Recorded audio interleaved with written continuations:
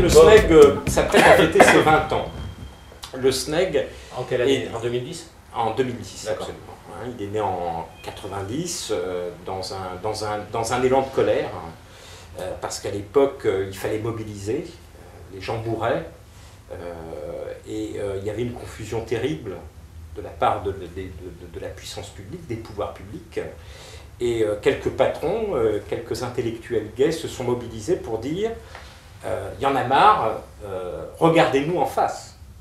Parce qu'à l'époque, en fait, il y avait cette maladie qui arrivait sur la communauté gay, et à l'époque, en même temps, on refusait de regarder les gays en face. Et donc c'était un gros problème en termes de politique, de santé publique, etc. On refusait de regarder les gays en face, donc forcément, on ne connaissait pas leur comportement, on ne savait pas comment faire face à cette pandémie qui démarrait tout juste.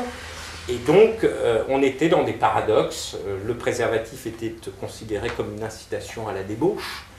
On verbalisait les établissements qui proposaient des préservatifs ou qui proposaient des permanences de médecins. Et donc, le SNEG est né d'un grand cri de colère et d'un cri d'alarme en disant qui mieux que des gays peuvent s'occuper des gays. C'est comme ça que le SNEG est né. Hein, ce sont des patrons gays qui ont dit à un moment donné, laissez-nous faire, on veut travailler en collaboration avec la puissance publique, avec les pouvoirs publics.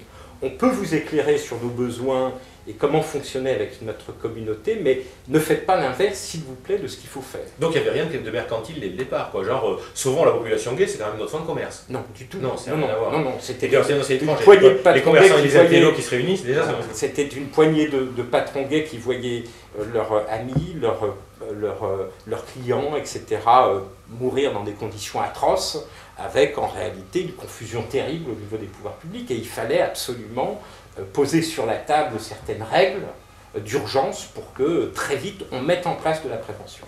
C'est un socle de 500 adhérents avec à peu près toute la déclinaison des professions. Hein. On a autant d'artisans, plombiers, chefs d'entreprise, etc. Beaucoup, bien évidemment, d'établissements issus du CHR, café, hôtel, restaurant, et beaucoup de sex-clubs, saunas, qui sont des lieux de socialité, des lieux de convivialité, comme on en parlait tout à l'heure.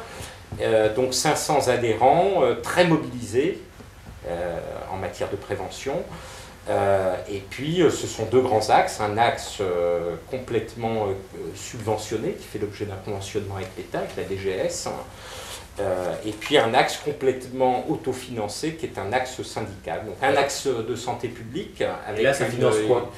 Les capotes qu'on trouve dans les... Ça finance essentiellement une équipe de salariés, puisque là on a 12 salariés qui dispensent de la prévention partout sur le territoire français, qui sont des gens... Uniquement pour la prévention? Uniquement pour la prévention. 12 salariés. Ouais, qui investissent l'ensemble des lieux adhérents ou non, hein, des lieux de sexe à destination du public gay. Hein. Il faut savoir que 70% des gays se protègent systématiquement.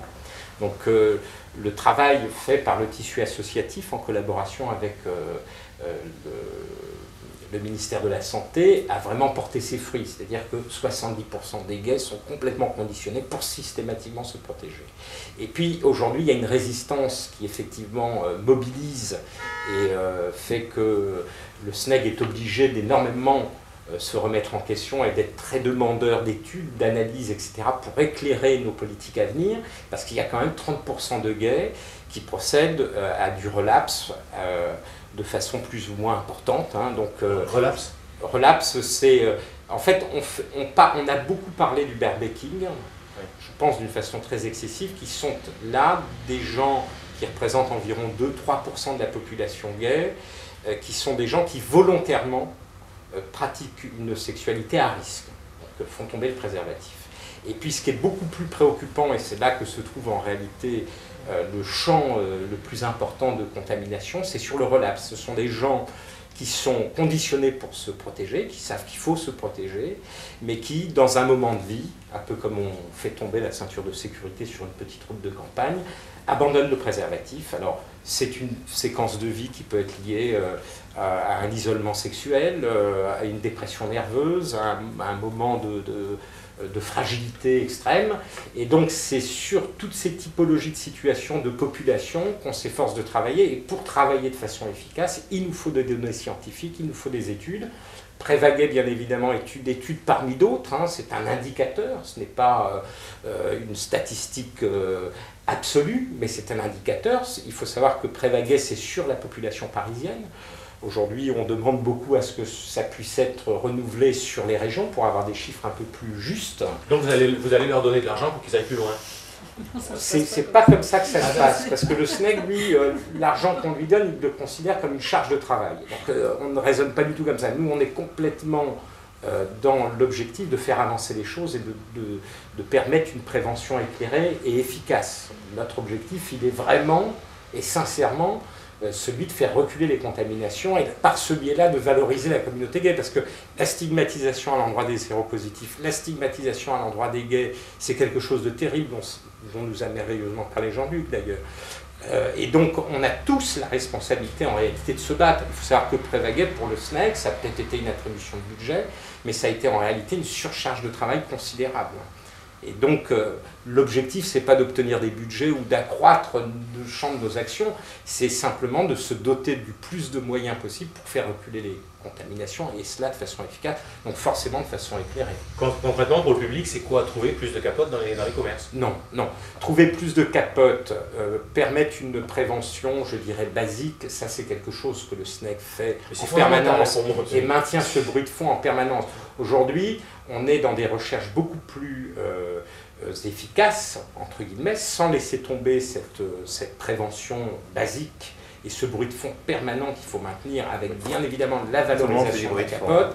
Il nous faut aujourd'hui travailler dans de l'accompagnement et essayer de comprendre pourquoi certaines typologies de population gays, LGBT, sont en échappement et continuent à s'exposer et prendre des risques. Prévaguet notamment nous enseigne le fait, comme le disait Annie, que le dépistage est une chose essentielle. C'est ce que nous raconte finalement ce nouvel indicateur. Il nous dit qu'en fait, il existe énormément de séro-interrogatifs, que parmi ces séro-interrogatifs, beaucoup, sans s'en rendre compte, exposent l'autre, et que donc, un des outils essentiels des politiques de prévention à venir, et ça c'est les recommandations des associations aujourd'hui éclairées par Prévaguet, c'est de valoriser le dépistage, mais de valoriser le dépistage pas n'importe comment, de faire un dépistage qui soit dans de l'accompagnement, parce que dépister finalement c'est pas quelque chose de si difficile. Le chiffre dont parlait Annie est quelque chose d'assez terrifiant, de se dire que parmi ces 20% de gens qui se sont testés, convaincus d'être séronégatifs, et en réalité sans le savoir étaient séropositifs, et qui un an avant avaient fait un test, ça c'est un enseignement troublant, parce que ça veut dire que ce sont des gens qui ont pris des risques, qui ont fait des tests, parfois on en fait plusieurs, et qu'à chaque fois qu'ils ont fait un test, se sont dit, ben finalement, j'ai pris des risques, j'ai fait mon test, je suis séronègue, donc je peux continuer à m'exposer, et plus grave encore, éventuellement à exposer d'autres. Et donc, sur ces 20%-là, peut-être que si lors d'un des tests qu'ils ont fait, on les avait pris en charge en leur disant, bon, vous avez pris des risques, peut-être que vous avez fait ce test parce que vous sentiez que vous aviez fait des conneries, que vous vous étiez exposé. Une prise en charge psychologique pour que cette prise de risque ne se fasse plus. Voilà, c'est ça le travail actuel que les associations veulent mettre en place, éclairé par Prévaguet. Bien évidemment, il y a beaucoup d'autres pistes, il y a beaucoup d'autres actions sur lesquelles on travaille, etc. Mais ce n'est pas un jeu d'attribution budgétaire et de se faire plaisir en se disant on a de nouvelles actions, etc. C'est tout le contraire. Le SNEC, c'est une structure qui supporte une charge importante de responsabilité de travail. Et bien évidemment, nous, on est très demandeurs d'actions recherche parce qu'elles nous permettent de nous éclairer dans nos politiques à venir. Et c'est dans ce sens-là qu'on souhaite travailler. Parfois, on est face à des cadres au ministère de la Santé qui s'étonnent et qui nous disent « mais quand même, les gays, ça fait des années qu'on vous donne des moyens considérables pour mener des politiques de prévention, qu'on mandate des équipes entières pour faire des actions recherche, etc., qu'on distille auprès de votre population et qu'on dédie constamment des moyens pour que vous vous protégiez, et malgré ça, vous continuez à vous contaminer dans ces proportions-là. N'est-ce pas un échec ? Mais en réalité, ce n'est pas tant un échec que ça, parce que derrière, si les gays ont tant de mal, une certaine typologie de gays ont tant de mal à se protéger, c'est tout simplement parce qu'il reste des souffrances. Et il ne suffit pas de pondre des lois et de dire voilà, les institutions changent, donc aujourd'hui vous n'avez plus à vous plaindre et la responsabilité vous revient. Les mentalités ne changent pas, c'est comme pour le racisme. D'accord. Annie, Jean-Luc et Gérard, merci d'être venus. Essaie de bien vivre ta maladie longtemps, parce qu'on a besoin de toi, d'accord? Ok, merci. Merci. Merci.